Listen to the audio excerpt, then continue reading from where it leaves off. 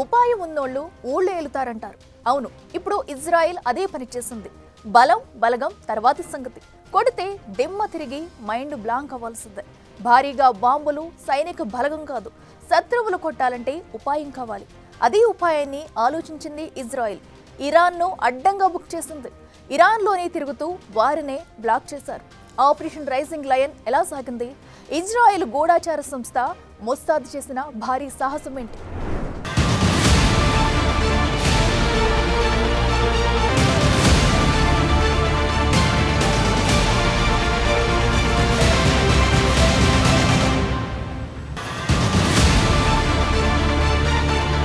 ఒక యుద్ధం గెలవాలంటే వ్యూహం ఆలోచించాలి.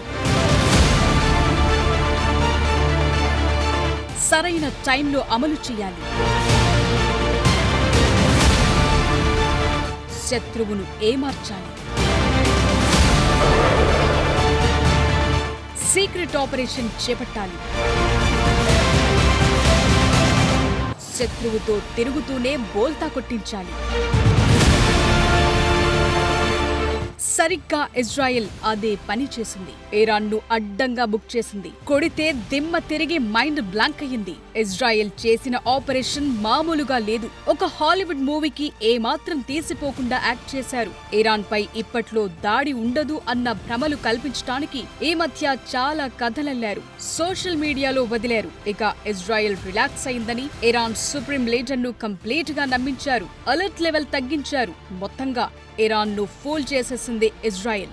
కానీ ఉరిమినట్లుగా ఒక్కసారిగా విరుచుకుపడ్డారు. ఎలా అంటే ఇరాన్ కోలుకోలేనంతగా, తిరిగి దాడి చేయలేనంతగా, ఫైటర్ జెట్స్ ను అడ్డుకోలేనంతగా నిస్సహాయ స్థితిలో ఇరాన్ను అస్త్ర సన్యాసం చేయించిందే ఇజ్రాయెల్. ఇరాన్ దగ్గర అస్త్రాలున్నా పనిచేయవు. ప్రత్యర్థి అస్త్రాలను అడ్డుకోలేదు.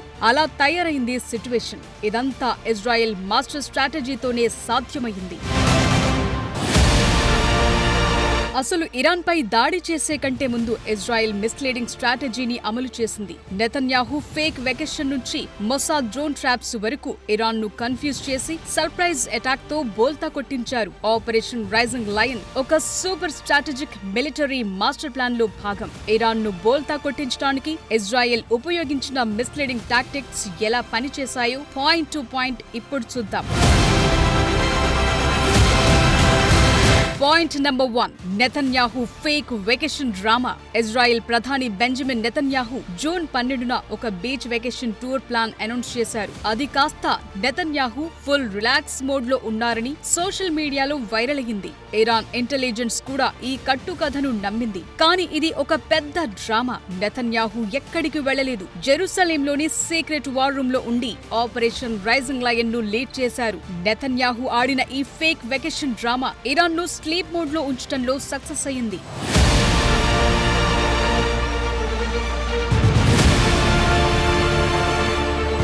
Point number 2, dummy diplomatic talks. Israel security cabinet ఒక ఫేక్ మీటింగ్ అనౌన్స్ చేసింది. ఎజెండా ఏంటంటే గాజాలోని బందీల విడుదల గురించి అమెరికాతో డిస్కస్ చేయటం అని చెప్పింది. కానీ ఈ మీటింగ్ ఒక కవరప్. రియల్ మ్యాటర్ ఏంటంటే ఆపరేషన్ రైజింగ్ లయన్ కు అప్రూవల్ ఇవ్వటం. మంత్రులు సీక్రెట్ గార్డియన్ అగ్రిమెంట్ పై సైన్ చేసి ఈ ప్లాన్ లీక్ కాకుండా లాక్ చేశారు. అమెరికాకు కూడా ఫుల్ డీటెయిల్స్ తెలియవు. ఈ డిప్లొమాటిక్ డ్రామా ఇరాన్ ను డైవర్ట్ చేసి వారి డిఫెన్స్ అలర్ట్ ను స్లీప్ మోడ్ లో పెట్టడంలో ఉపయోగపడింది.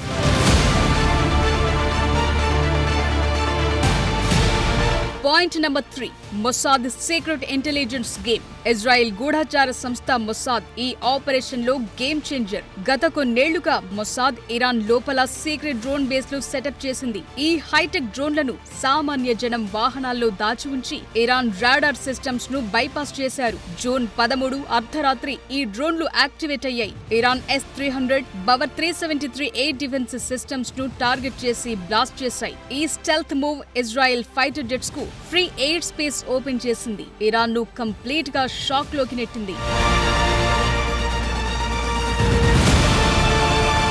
పాయింట్ నెంబర్ 4, యుఎస్ ఇరాన్ అణు చర్చలతో డైవర్ట్. ఇజ్రాయెల్ ఒక అడుగు ముందుకేసి యుఎస్ ఇరాన్ న్యూక్లియర్ టాక్స్ గురించి ఫేక్ న్యూస్ స్ప్రెడ్ చేసింది. ఇరాన్ అమెరికా మధ్య అణు ఒప్పందం కోసం ఒమన్ మధ్యవర్తిత్వంలో చర్చలు జరుగుతున్నాయని నెతన్యాహు ఆఫీస్ అనౌన్స్ చేసింది. ఓ వైపు చర్చలంటూ ఇంకో వైపు ఇరాన్ ను డేవియేట్ చేసింది.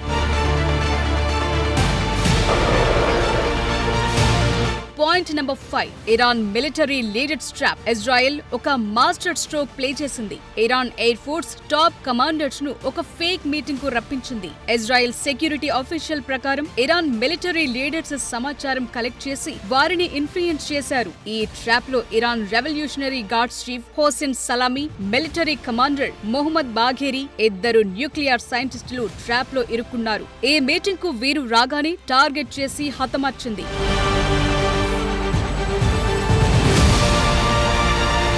పాయింట్ నెంబర్ 6, ట్రంప్ తో దౌత్య వివాదం డ్రామా. ఇక్కడ ఇజ్రాయెల్ మరో లెవెల్ గేమ్ ఆడింది. Netanyahu, US president Donald Trump మధ్య ఒక డమ్మీ వివాదాన్ని సృష్టించింది. ఇరాన్ పై దాడుల గురించి ట్రంప్ తో విభేదాలున్నాయని నెతన్యాహు ఆఫీస్ పెద్ద సీన్ క్రియేట్ చేసింది. ట్రంప్ డిప్లొమాటిక్ డీల్ కోసం ఒత్తిడి చేస్తున్నాడని, ఇజ్రాయెల్ అటాక్ కు అప్రూవల్ ఇవ్వటం లేదని ప్రచారం జరిగేలా చేశారు. ఈ వ్యవహారం కాస్త ఇజ్రాయెల్ ను అమెరికా కంట్రోల్ చేస్తోందని ఇరాన్ ఫీల్ అయ్యేలా చేసి వారి అలర్ట్ లెవెల్స్ ను తగ్గించింది. స్ట్రైక్స్ ఇప్పట్లో జరగవు అన్న ఫీల్ వచ్చేలా చేసింది.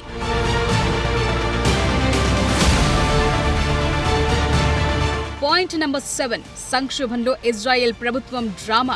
ఇది ఇరాన్ ను రిలాక్స్ చేయడంలో కీ రోల్ పోషించింది. ఇజ్రాయెల్ ప్రభుత్వం కూలిపోతుందని రూమర్స్ స్ప్రెడ్ చేయించారు. ఇవి ఇజ్రాయెల్ అంతర్గత సమస్యల్లో ఉందని, అటాక్ చేసే స్థితిలో లేదని ఇరాన్ నమ్మేలా చేసింది. ఈ డొమెస్టిక్ డ్రామా ఇరాన్ ఇంటెలిజెన్స్ ను సైడ్ ట్రాక్ పట్టించడంలో సక్సెస్ అయింది. ఒకవైపు ఇజ్రాయెల్లో వరుసగా ఇన్ని పరిణామాలు జరుగుతున్నా ఇరాన్ ఏమాత్రం గ్రహించలేకపోయింది.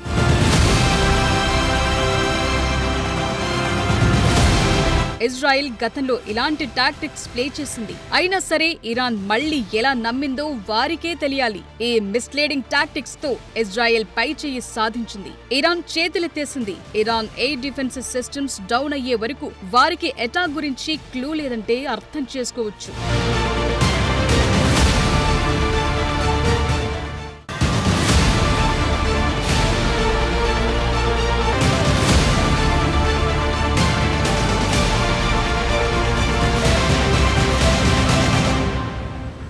పశ్చిమాసియాలో శత్రు దేశాలను దెబ్బతీయడంలో ఇజ్రాయిల్ మరోసారి తన స్పెషాలిటీని, వ్యూహాల్లో టాప్ పొజిషన్ ఉందని చాటుకుంది. ఎందుకంటే ఇరాన్ను ఒక్క రోజులోనే 10 నిమిషాల ఆపరేషన్తో షేక్ చేసింది. మిస్లీడ్ చేసి పక్కాగా బుక్ చేసింది. అసలు ఇరాన్లోని వారికి తెలియకుండా తిష్టవేసి డ్రోన్లు యాక్టివేట్ చేసి టార్గెట్లు యాక్సెస్ చేసింది. ఇజ్రాయిలీ గూఢాచార సంస్థ మొసాద్ రిలీజ్ చేసిన వీడియోలో ఏముంది?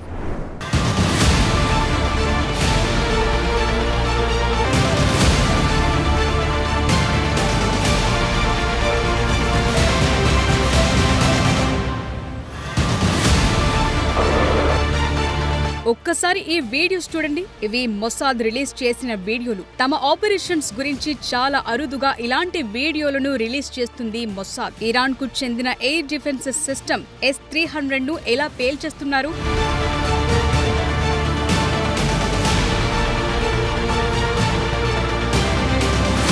శత్రువు మిసైల్స్ ను అడ్డుకునే ఎయిర్ డిఫెన్స్ సిస్టమే డ్యామేజ్ అయితే ఇక చేసేదేముంటుంది? అందుకే ఇజ్రాయెల్ డ్రోన్లు, ఫైటర్ జెట్లను ఇరాన్ అడ్డుకోలేకపోయింది. Free hand లభించినట్లయింది.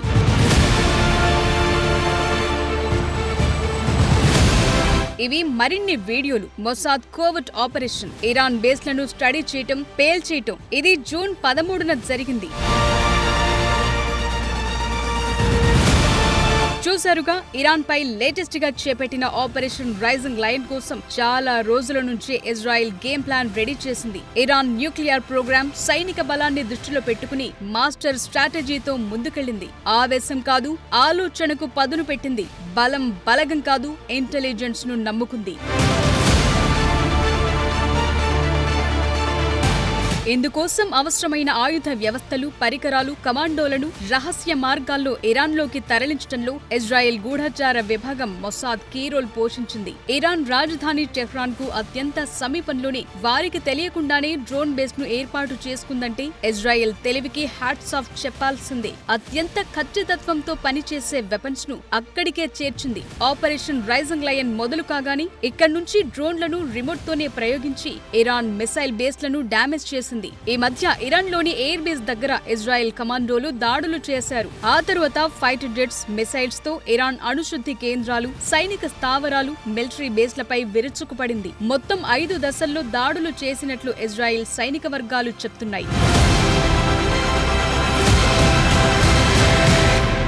ఇరాన్ గగనతల రక్షణ వ్యవస్థలైన S-300, బవర్ 373 ఎయిర్ డిఫెన్స్ సిస్టమ్స్ ధ్వంసం కావడంతో ఆ దేశ అణు శుద్ధి కేంద్రాలపై నిరాటంకంగా ఇజ్రాయెల్ జెట్లు దాడులు చేయగలిగాయి. ఇరాన్ న్యూక్లియర్ సిస్టమ్ అంతా భూగర్భంలోనే మెయింటైన్ చేస్తోంది. శాంతియుత అవసరాలకే వాడుకుంటామని ఇరాన్ అంటుంటే, అణుబాంబు తయారీ కోసమే ఇరాన్ వాటిని అభివృద్ధి చేసుకుందని ఇజ్రాయెల్, అమెరికా వాదిస్తోంది. సో అక్కడ కూడా బాంబులు వేసింది ఇజ్రాయెల్. అయితే ఇరాన్ అణు కేంద్రాలు ఈ అటాక్స్ లో దెబ్బతిన లేదంటున్నారు. ఆపరేషన్ రైజింగ్ లయన్ లో భాగంగా ఇరాన్ పై దాడికి ఇజ్రాయెల్ నుంచి భారీ ఎత్తున ఫైటర్ జెట్స్ వెళ్లాయి. 200 యుద్ధ విమానాలు 100 లక్ష్యాలపై దాడులు చేశాయి. 330 బాంబులు, మిసైల్స్ వాడింది Israel.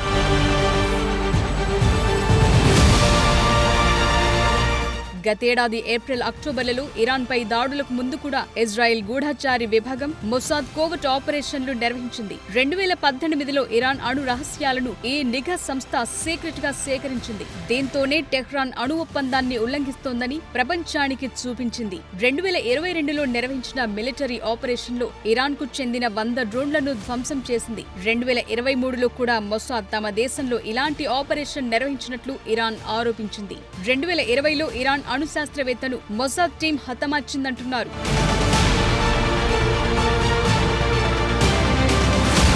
Iran supreme leader Ayatollah Ali Khamenei నివాస సమీపంలోనూ ఎయిర్ స్ట్రైక్స్ జరిగినట్లు తెలుస్తోంది. ఈ వీడియోలు వైరల్ గా మారాయి. ఇజ్రాయెల్ జరిపిన వైమానిక దాడులు Iran military chief Mohammad Bagheri హతమవటంతో ఇరాన్ మిలిటరీ చీఫ్ గా అమీర్ హతామీని నియమించినట్లు ఖమేనీ చెప్పారు. 2013 నుంచి 2023 వరకు హతామీ ఇరాన్ రక్షణ మంత్రిగా బాధ్యతలు నిర్వహించారు.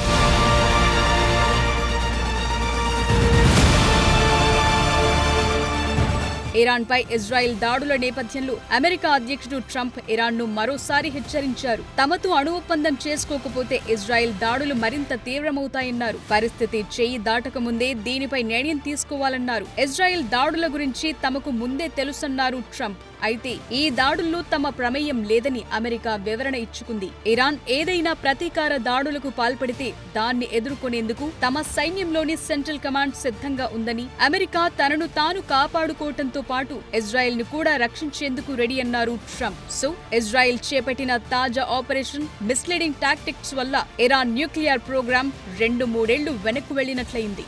ఇరాన్ తిరిగి 100 డ్రోన్లు, మిసైళ్లు లాంచ్ చేసిన Israel iron dome, David sling systems 99% వాటిని న్యూట్రలైజ్ చేశాయి. ఇరాన్ సుప్రీం లీడర్ ఖమేనీ తీవ్రంగా వార్నింగ్స్ ఇచ్చినా రెస్పాన్స్ పెద్దగా లేకుండా పోయింది. అది ఇజ్రాయెల్ దెబ్బ.